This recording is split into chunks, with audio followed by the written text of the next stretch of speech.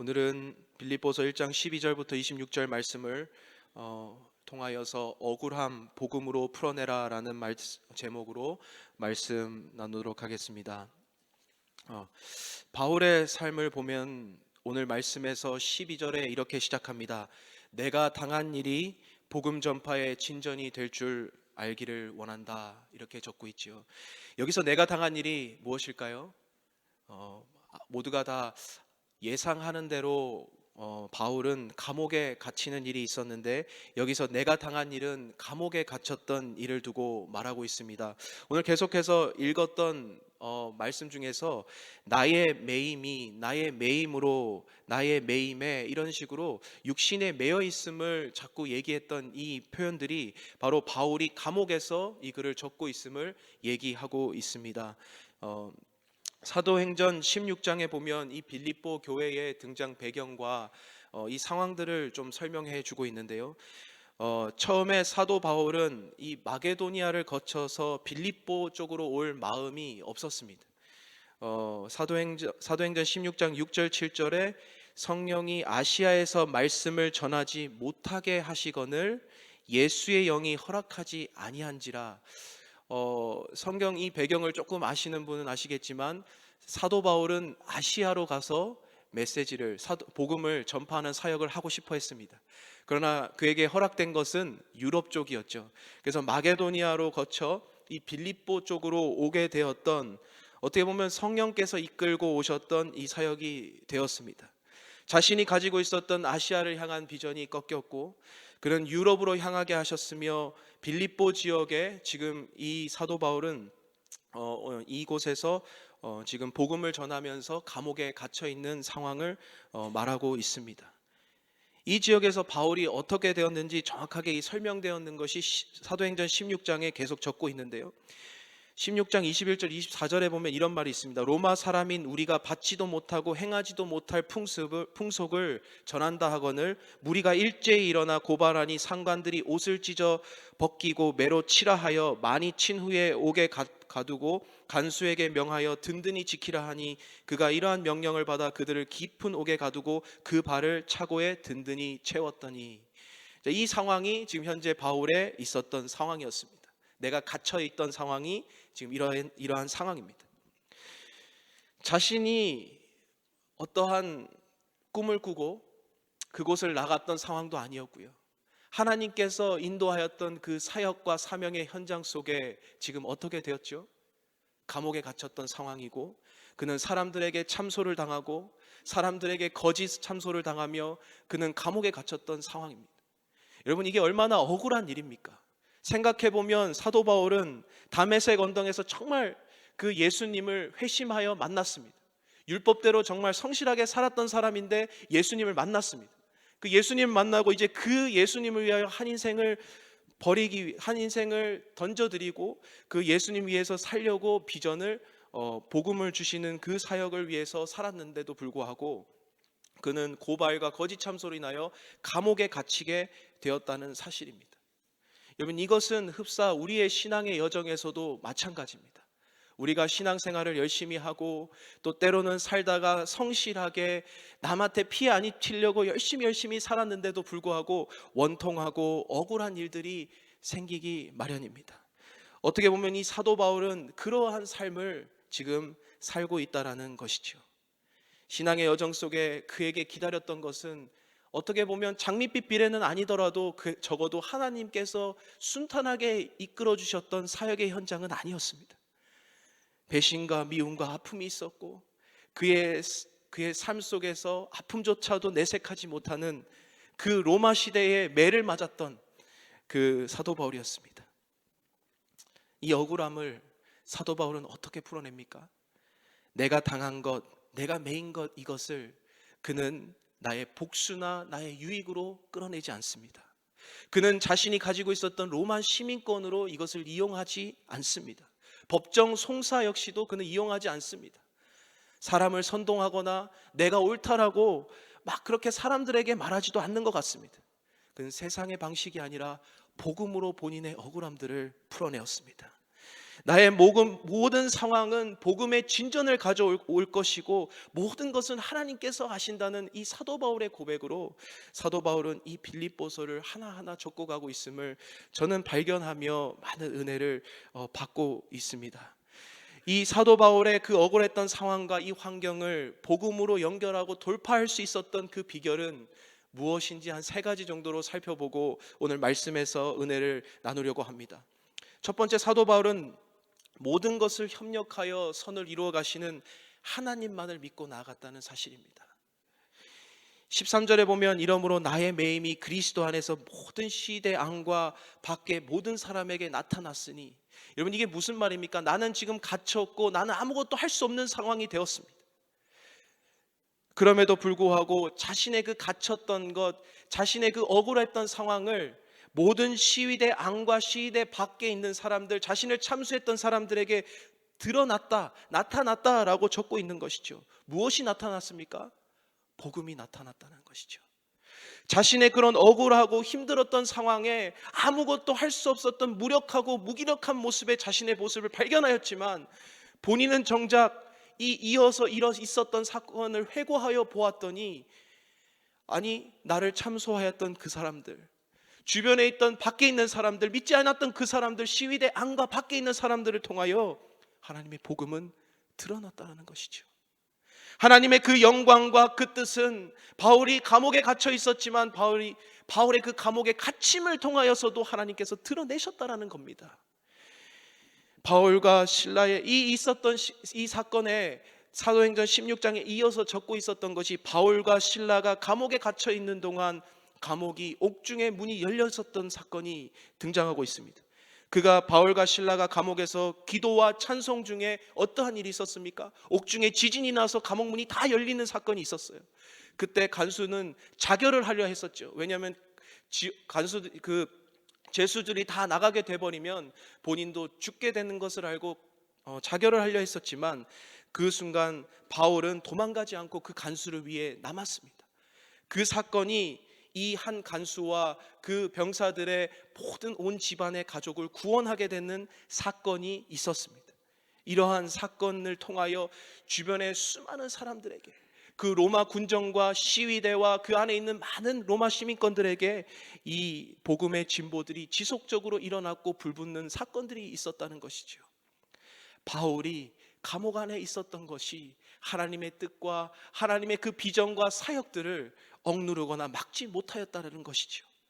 이뿐 아니라 바울이 감옥에 있음으로 인해 형제들이 일어나기 시작했습니다. 14절을 보면요, 형제 중 다수가 나의 매임으로 말미암아 주 안에서 신뢰함으로 겁없이 하나님의 말씀을 더욱 담대히 전하게 되었느니라.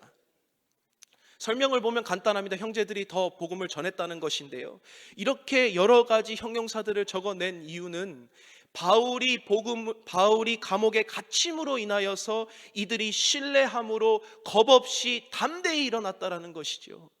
무서워서 떨던 형제들, 확신이 서지 않았던 형제들, 자신의 리더인 바울이 그 억울함과 그 감옥에 갇혀있던 그 상황을 보고 그들은 겁없이 담대히 바울이 전하였던 그 복음을 자신들이 들고 일어나서 이제 전하게 되었다는 사실입니다. 여러분, 이 사실을 보면서 우리가 알 수 있는 것은 무엇일까요? 모든 것을 협력하여 선을 이루어 가시는 하나님, 끝까지 하나님의 뜻은 하나님께서 이루심을 알 수 있습니다. 빌립보서 1장 6절에 처음에 우리의 이 빌립보서 전체를 관통하는 이 질문이 무엇이냐면, 내가 감옥에 있어도 어떠한 일이 있습니까? 너희 안에서 착한 일을 시작하시니 예수 그리스도의 날까지 이루실 줄을 우리가 확신하노라. 그 구원의 시작을 이루신 예수 그리스도께서 그날에 예수님께서 반드시 이루실 줄을 사도 바울은 확신한다고 고백하고 있습니다. 모든 것을 협력하여 선을 이루신 그 하나님, 그리고 우리 안에서 착한 일을 시작하신 그 이가 우리의 마지막 날까지 끝까지 이루실 줄로 사도 바울은 믿는다라고 고백하고 있습니다. 오늘 나의 아픔과 나의 환경 속에, 여러분의 어떠한 처지와 환경 속에 있는지는 저는 모르지만 우리 주님께서는 아시지요. 그 주님께서 여러분의 그 상처와 아픔까지도, 원통함과 그 억울함까지도 협력하여 선을 이루어 가시며 하나님의 그 뜻을 여러분들을 통하여 이루어 가실 줄로 믿습니다. 그날까지, 예수님께서 오시는 그날까지 주님께서는 반전히 온전히 이루실 줄로 믿습니다. 두 번째로는 사도 바울은 대의를 위해 자신의 것을 포기하였습니다. 그는 포기할 수 있었고 포기하였습니다. 무엇을 포기하였습니까? 그는 정말 자존심을 포기하였어요. 바울은 시기하는 사람도 많았고 그와 다투기 위하여 섰던 사람들도 많이 있다라고 얘기하고 있습니다. 15절부터 17절에 어떤 이들은 투기와 분쟁으로, 어떤 이들은 착한 뜻으로 나눠졌지요. 투기와 분쟁으로 어떤 분은 착한 뜻으로, 그들은 나의 매임에 괴로움을 더하게 한 줄 생각하고 순수하지 못하게 다툼으로 또한 복음을 전하고 있었던 사람들이 있었다라고 적고 있습니다. 그런데 사도 바울은 거기서 자신이 옳았지만 그것에 대해서 변증하고 그것이 맞다라고 싸우고 있었던 모습이 아니었습니다. 그는 자신을 놓고 옳다 그르다, 교회가 놓고 이것이다 저것이다라고 얘기했을 때 사도 바울은 자존심을 내려놓았습니다.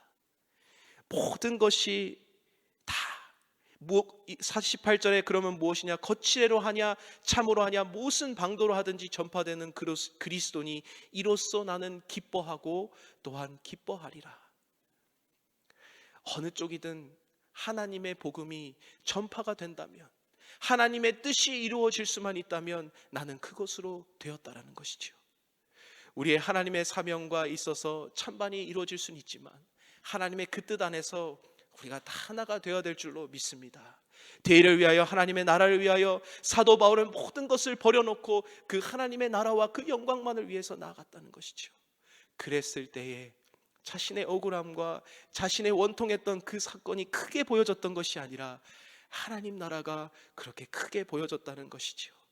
하나님 나라를 이루어 가실 그 하나님을 신뢰하였습니다. 궁극적으로 이루실, 그날에 이루실 그 하나님을 신뢰하며 이루어갔던 그 사도 바울은 자신의 것을 다 버릴 수 있었습니다. 또한 사도 바울은 자신의 유익을 포기하였습니다. 사도 바울은 무엇이라고 고백합니까? 지금은 죽을 만큼 힘들고 내가 주님과 함께 거하고 싶다라고 적고 있습니다. 23절에 내가 둘 사이에 꼈으니 차라리 세상을 떠나서 그리스도와 함께 있는 것이 훨씬 더 좋은 일이라 그렇게 하고 싶으나 내가 육신으로 있는 것이 너희를 위하여 더 유익하리라. 내가 살 것과 너희 믿음의 진보와 기쁨을 위하여 너희 무리와 함께 거할 이것이 확신이 아노니. 지금 얘기하고 있는 것은 나는 그리스도께로 가고 싶다. 나는 그리스도께로 가면 이 모든 고통과 고난은 내가 떠나고 내가 그리스도와 함께 영원히 함께 할 수 있다. 하지만 내가 나의 유익을 위해서 선택하는 것이 아닙니다. 내가 너희에게 또 가면 나를 위하여 분쟁하고 옳다 그르다 나를 놓고 또 참소하는 사람들이 있는 건 내가 알지만 너희에게 유익이 되기에 사도 바울은 기꺼이 그것을 포기하지 아니하고 너희에게 가기를 원한다라고 적고 있습니다. 참 이게 얼마나 크고 위대한 결단입니까? 너희를 위하여 더 유익하고 너희 믿음의 진보와 기쁨을 위하여 내가 기꺼이 감옥에 있는 나라도 내가 너희에게 가기를 원한다는 것이죠. 오늘날 우리의 이 시대는 우리의 유익과 편의를 위하여 결정되는 시대입니다. 사라 벤 브렉스낙이라는 사람이 쓴 혼자 사는 즐거움이라는 책도 있습니다. 그것이 베스트셀러가 된 이유는 혼자 사는 이 시대에 여러분 혼자만의 삶에서 즐거움을 찾고 그 안에서 누리라라고 이 책은 계속해서 얘기하고 있습니다. 하지만 사도 바울은 그 책과 정반대로 그 본인의 유익과 자기 스스로의 이익을 위하여 사는 것이 아니라 하나님 나라를 위하여 내 자신보다도 너희의 유익이 되는 그 너희를 위하여 살아가기를 사도 바울은 그렇게 살라라고 얘기하고 있습니다. 사도 바울은 무엇을 선택하였습니까? 유익이 아닌 하나님의 나라 대의를 선택하였습니다. 그랬을 때에 그에게는 하나님 나라만 크게 보였었고 자신의 억울했던 처지와 힘듦은 작게 보였다는 사실이죠. 우리의 상황 속에서도 마찬가지입니다. 언젠가 그날에 우리의 상황을 역전시켜 주실 하나님. 하지만 오늘 우리가 그 상황만을 묵상하고 거기에 함몰되었다면 우리는 돌파하지 못할 것입니다. 하지만 하나님께서 우리에게 더 크게 보여주셨던 그 하나님 나라의 비전을 바라보고 우리 오늘 하루하루를 살아간다면 우리는 반드시 그 상황을 역전시키는 그 날을 우리는 목도하게 될 줄로 믿습니다. 그 억울함이 하나님 편에 있어서 하나님 편에서도 억울하다면 반드시 하나님께서 우리에게 들어주실 줄로 믿습니다. 세 번째, 마지막으로 사도 바울은 오직 한 가지 목표만 바라보고 살았습니다. 그것이 무엇입니까? 그리스도입니다. 그리스도.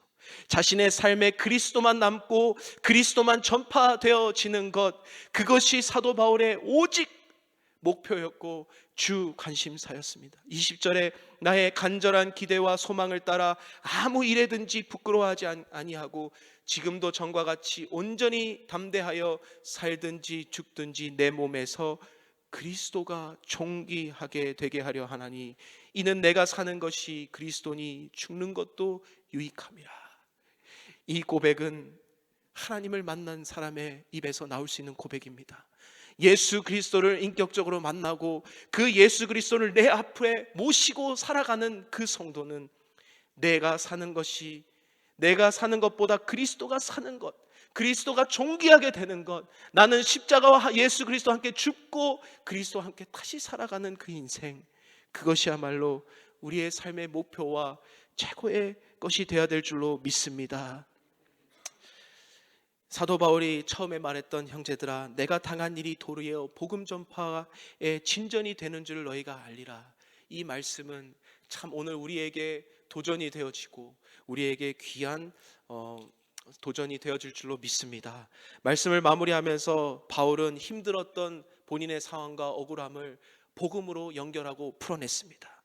모든 것을 협력하여 선을 이루시는 하나님을 믿고 나아갔으며 대의를 위하여 하나님의 영광을 위하여 자신의 자존심과 그 유익을 모두 버리고 나아갔던 사도 바울이었습니다. 그리고 마지막 오직 한 가지 예수 그리스도만 바라보며 살았습니다. 이것을 읽고 가는 오늘 이 시대에 사랑하는 KCPC 성도 여러분, 또 많은 성도님들께서 이 사실을 가슴속에 오늘 깊이 새기며 오늘 하루 살아내시는 여러분 되시기를 간절히 축복합니다. 오늘 이 시간에 한번 같이 기도하겠습니다.